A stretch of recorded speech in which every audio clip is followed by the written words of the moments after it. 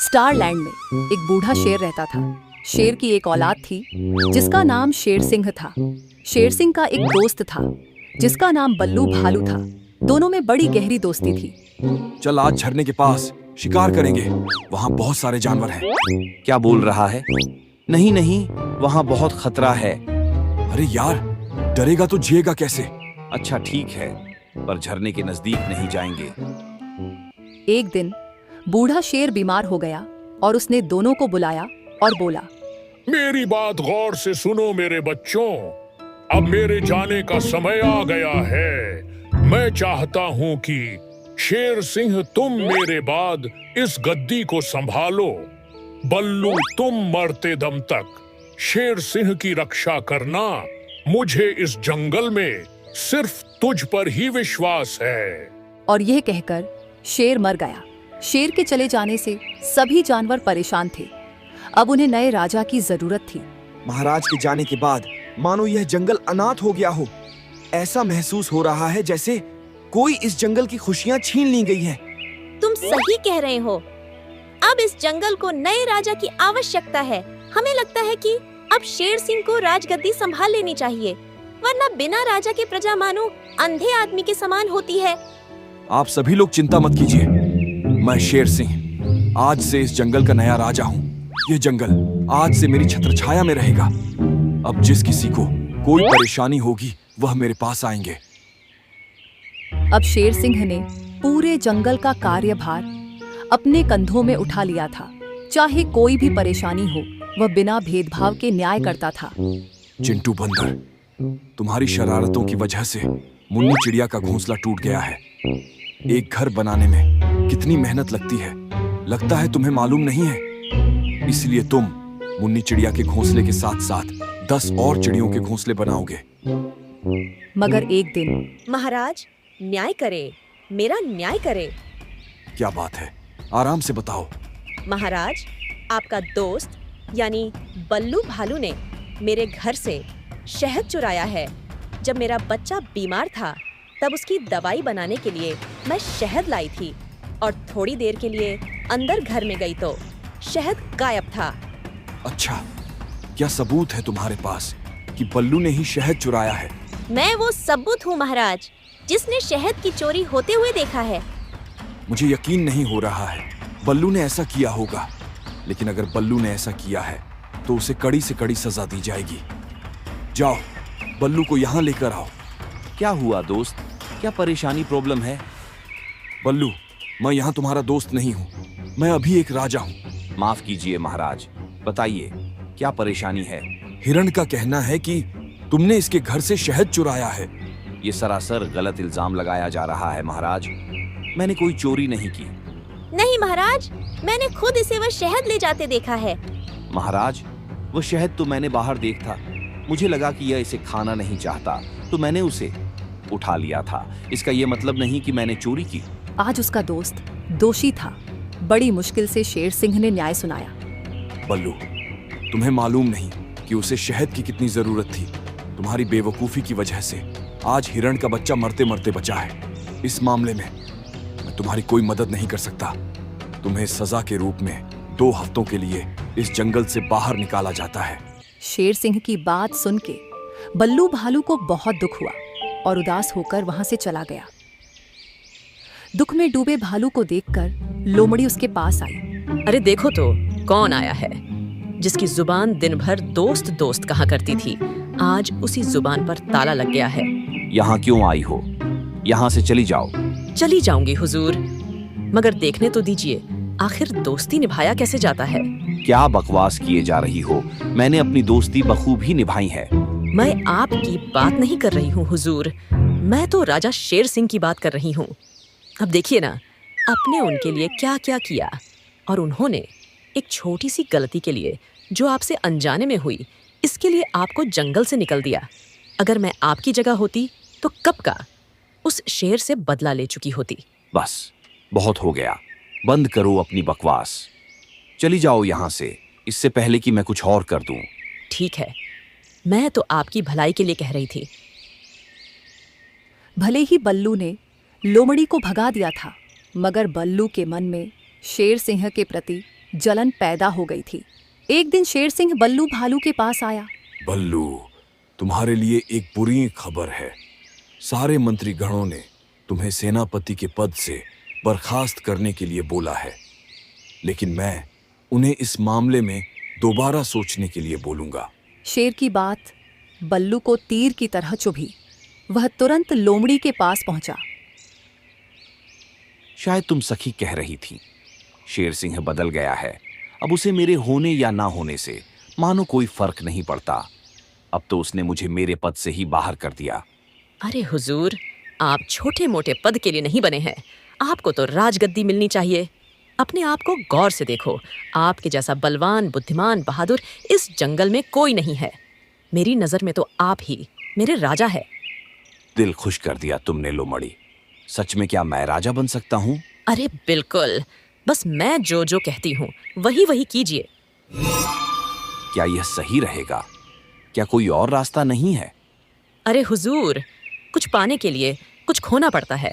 ऐसे भी यही एकमात्र उपाय है। लेकिन अगर यह तरकीब सही हुआ तो मेरी एक शर्त है।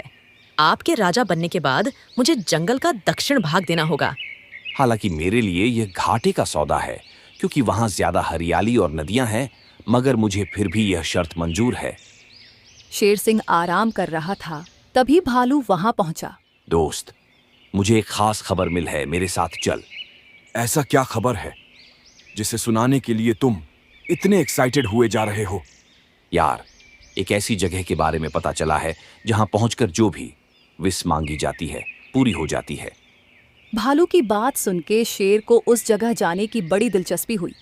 वह उस जगह जाने के लिए तैयार हो गया। रात्रि का समय था। जंगल खामोशी के आगोश में समा चुका था। भालू और शेर धीरे धीरे चले जा रहे थे। भालू उसे ऊंची चट्टान के पास आया और शेर नजदीक गया और कुछ बोलने वाला ही था कि भालू ने जोर से उसे धक्का दे दिया। अगली सुबह यह बात आग की तरह फैल गई कि शेर सिंह की खाई से गिरने से मौत हो गई। सभी जानवरों में शोक का माहौल था। ये क्या हो गया? अभी अभी तो हमें एक अच्छा राजा मिला था। भगवान को यह भी मंजूर नहीं। ना जाने हमारे जंगल को किसकी नजर लग गई है, मगर मुझे समझ नहीं आ रहा कि शेर सिंह वहाँ क्या करने गए होंगे। अरे जिस भी कारण से गए हो, मगर अब हमें ये बात स्वीकार कर लेनी चाहिए कि अब शेर सिंह वापस नहीं आ सकते। अब हमें नए राजा का चुनाव करना चाहिए। मेरी नजर में एक योद्धा है जो इस गद्दी का दावेदार हो सकता है। वो है बल्लू भालू। क्या उस बल्लू को? मगर उसे तो शेर ने सजा सुनाई थी ना। बल्लू भालू ने गलती जानबूझ के थी ताकि वह शेर की परीक्षा ले सके कि वो दिल से कितने मजबूत है। आखिर राजा को शरीर के साथ साथ दिल भी तो मजबूत रखना चाहिए ना। सभी लोमड़ी की चिकनी चुपड़ी बातों पर आ गई और भालू को नया राजा बना दिया गया। शर्त अनुसार भालू ने लोमड़ी को पूरे दक्षिण भाग का जंगल दे दिया। मेरे प्यारे भाइयों एवं बहनों, आप सभी को जानकर खुशी होगी कि बल्लू महाराज ने मुझे दक्षिण का जंगल दान में दिया है। आज से मैं ही इस जंगल की नई रानी हूँ। अब जितना भी कर महाराज को दिया जाता था, अब वह कर मुझे दिया जाएगा। अब एक भाग में भालू और दूसरे भाग में लोमड़ी राज कर रही थी। लोमड़ी बहुत धूर्त थी। किसी भी समस्या को हल करने के लिए जानवरों से मनचाहा कर वसूलने लगी थी। वहीं दूसरी तरफ भालू न्याय करने में बहुत कमजोर था। जानवरों की मुश्किलें दिनों दिन बढ़ने लगी थी। सभी जानवर दोनों की न्याय व्यवस्था से परेशान होने लगे थे। एक दिन जानवरों की सभा में, अब बस बहुत हुआ। अब और कितना सहेंगे? जितनी हमारी दैनिक खर्चे हैं उसमें से आधे तो कर चुकाने में चला जाता है। जो बचता है उसी से घर भर चलाना पड़ता है। दिनों दिन स्थिति बदतर होती जा रही है और किसी कारण से इंसाफ मांगने जाओ तो इतने दिनों की समय देते ही कि तब तो कोई नया अपराध सामने आ जाता है। उनकी सभा चल रही थी, तभी एक बाज वहां पहुंचा। मैं सोनपुर जंगल का पक्षियों का राजा बाज हूँ। आप लोगों को एक खबर देने आया हूँ। मेरे सेनापति उल्लू जब आपके राज्य के ऊपर उड़ान भर रहे थे, तब उन्होंने देख कि एक भालू और शेर एक ऊंचाई पर बैठे हैं। तभी भालू ने अचानक शेर को धक्का दे दिया और शेर खाई में गिर गए और मर गए। बाज की बात सुन के सभी जानवर अचंभित थे। हे भगवान, बाज भाई वह हमारे महाराज थे। उस भालू ने राजगद्दी के लिए अपने ही दोस्त को मार दिया। अब हम इसे छोड़ेंगे नहीं। आप सभी निराश न हो। मैं एक ऐसे पेड़ को जानता हूँ, अगर कोई उसके सामने कोई गुनाह कबूल कर ले तो वह उसे बहुत कड़ी सजा देता है। आप शायद सही कह रहे हैं। हम मिलकर भी उसे सजा न दे पाए, अब वही पेड़ ही बल्लू को सजा देगी। सभी जानवरों ने मिलकर भालू को सबक सिखाने की ठानी। हिरण और बाज भालू के पास पहुंचे। महाराज, ये सोनपुर जंगल के पक्षीराज बाज है और इनका कहना है कि हमारे जंगल में एक इच्छा पूर्ति पेड़ है जो सभी की इच्छाओं को पूरा करता है। नमस्कार महाराज, वह पेड़ आपके इलाके में है, इसीलिए सबसे पहला हक आपका ही होना चाहिए। इससे पहले कि देर हो जाए, जल्दी चलिए। दोनों की बात सुन के भालू के मन में लालच आ गया। ऐसी बात है तो हम एक उस पेड़ के पास जरूर जाएंगे और एक मनोकामना जरूर मांगेंगे। हिरणबाज और भालू जादुई पेड़ के पास पहुंचे। महाराज, ये है वो पेड़, लेकिन इसकी एक शर्त है। मनोकामना मांगने से पहले पेड़ को अपनी एक बहुत कीमती राज बतानी पड़ती है। तो बताइए महाराज, क्या है आपकी छुपी हुई राज? बाज की बात सुन के भालू को शक हुआ। कहीं इनमें इन जानवरों की कोई चाल तो नहीं है। एक बार लोमड़ी से जरूर मिलना पड़ेगा। और उसने बात को टालते हुए कहा, दोस्तों, अभी मुझे अपनी कोई मनोकामना याद नहीं आ रही है। ऐसा करते हैं, कल आकर दोबारा यही मिलेंगे। अभी मैं चलता हूँ। जैसे तैसे भालू वहां से निकला और लोमड़ी के पास पहुंचा और सारी बात बताई। अच्छा किया हुजूर, जो सच नहीं बोला। ये सब उनकी चाल है ताकि आप सच कबूले और आपकी सच्चाई सामने आ जाए। लोमड़ी की बात सुन के भालू अपने जंगल की तरफ आ गया। तभी बाज भालू के पास आया। महाराज, ये आपने क्या कर दिया? उस मक्कार लोमड़ी को आपने उस पेड़ के बारे में बता दिया। अरे, वह पेड़ सच में जादुई है। जरूर वह लोमड़ी पेड़ के पास जाएगी। तुम्हें कैसे मालूम कि मैं उससे मिलने पहुंचा था? अरे महाराज, मैं ये भी जानता हूँ आपने राजा बनने के लिए क्या क्या गुल खिलाए हैं। मैं ये सोचकर राज बताया था कि दोनों के रिश्ते मजबूत होंगे, मगर आपने सारे की कराए पर पानी फेर दिया। लोमड़ी ऐसी नहीं है, वह मुझे धोखा नहीं देगी। ठीक है, आज शाम हम उसी पेड़ के पास रहेंगे और देखते हैं कि वह लोमड़ी आती है कि नहीं। बाज की बातों ने मानो भालू के मन एक जिज्ञासा डाल दी हो। वह बाज के साथ झाड़ियों में छुप जाता है। बहुत देर बाद लोमड़ी दबे पांव उस पेड़ के पास पहुंचती है और आसपास देखने लगते हैं। भालू आग बबूला होकर झाड़ियों से बाहर निकलकर लोमड़ी के पास पहुंचा।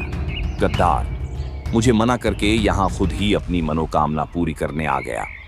मैं जितना मूर्ख दिखता हूँ मगर हूँ नहीं। मैं सभी जानवरों को बता दूंगा कि किस तरह से हमने राजा को मारा है और तुमने कैसे मेरी मदद की है। अरे चुप हो जा मूर्ख, मैं यहाँ सिर्फ जांच पड़ताल करने आई थी। अगर कोई सुन लेगा तो हमारी खैर नहीं। दोनों में बहस छिड़ चुकी थी। सभी जानवर एक एक करके झाड़ियों से बाहर निकले। हमने सब सुन लिया है। कोई किसी को लाख दुश्मन दे दे, मगर ऐसा दोस्त न दे। धिक्कार है ऐसे दोस्त पर। थू। अच्छा, तुम्हें आखिर सब मालूम हो गया, मगर फिर भी मेरा कुछ नहीं बिगाड़ सकते। जंगल का कानून कहता है कि जब तक राजा जीवित है तब तक वह राज करेगा। किसी को यह हक नहीं कि वह जबरदस्ती सत्ता बदल दे। भालू की बात सुन के सभी परेशान हो गए। कोई भी जंगल कानून नहीं बदल सकता था। तभी उसी पेड़ के पीछे से आवाज आई। तुमने सच कहा, जब तक राजा जीवित है कोई राज नहीं कर सकता। तो तुम क्यों राजा बनकर घूम रहे हो? और पुराना राजा शेर सिंह बाहर आया। सभी जानवर शेर को देखकर खुशी से झूम उठे। तुमने कोशिश अच्छी की थी, मगर लगता है किस्मत को कुछ और ही मंजूर है। क्या तुम जिंदा हो? ये नहीं हो सकता। आखिर तुम बचे कैसे? जब तुमने मुझे पहाड़ी से धक्का दिया था तब मैं नदी में गिर गया था। बहते बहते सोनपुर के जंगल में पहुंच गया। वहां मुझे पक्षीराज बाज ने बचाया और मेरा इलाज किया। और जब मुझे होश आया तो मैंने उन्हें सारी घटनाएं बताईं। तब उन्होंने मेरी मदद करने के लिए हाथ बढ़ाया, मगर मुझे समझ नहीं आ रहा है कि तुमने मुझे धक्का क्यों दिया था? मैं इस लोमड़ी की चिकनी चुपड़ी बातों में आ गया था। मुझे लगा कि तुम्हें मुझसे कोई मतलब नहीं है। मुझसे बहुत बड़ी गलती हो गई, मुझे माफ कर दे यार। अरे मेरे दोस्त, काश तुमने मुझे एक बार मुझे बोलने दिया होता। मैं वहां हमारी दोस्ती ऐसे ही रहे इस शिक्षा के साथ वहां गया था, मगर तुमने जो किया उससे मेरा दिल तार तार हो गया। महाराज, जैसा इन दोनों ने आपके साथ किया है वैसा ही हम भी इनके साथ करेंगे। सभी लोग शांत हो जाएं। ये मेरा दोस्त है, इस पर एक क्या 10 जिंदगी कुर्बान है। और रही बात इस लोमड़ी की, इसे आजीवन जेल में डाल दिया जाए। शेर ने भालू को माफ कर दिया और दूसरी तरफ लोमड़ी को हमेशा के लिए जेल में डाल दिया गया। अब शेर ने दोबारा भालू को सेनापति बनाया और भालू ने भी कसम खाई कि वह अपने अंतिम जीवन तक शेर की रक्षा करेगा।